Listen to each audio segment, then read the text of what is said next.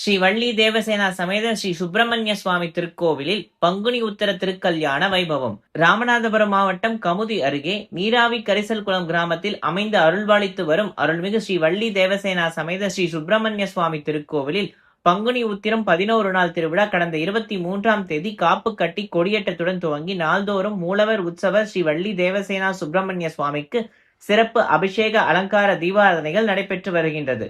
திருவிழாவின் முக்கிய நிகழ்வாக 10ஆம் திருநாள் விழாவாக ஸ்ரீ வள்ளி தேவசேனா சமேத ஸ்ரீ சுப்பிரமணிய சுவாமிக்கு திருக்கல்யாண வைபவம் வெகு விமர்சையாக நடைபெற்றது.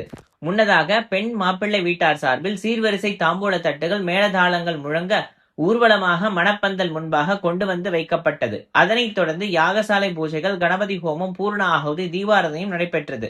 திருவிழாவை முன்னிட்டு மூலவர் ஸ்ரீ வள்ளி தேவசேனா சமேத ஸ்ரீ சுப்பிரமணிய சுவாமிகளுக்கு வெள்ளி கவச்சம் அணிவிக்கப்பட்டு சிறப்பு அலங்காரத்தில் பக்தர்களுக்கு காட்சியளித்தார். பக்தர்கள் அனைவரும் மொய் விருந்து அளித்து அன்னதான பிரசாதமும் பெற்றுச் சென்றனர். இதில் ஏராளமான பக்தர்கள் கலந்து கொண்டனர்.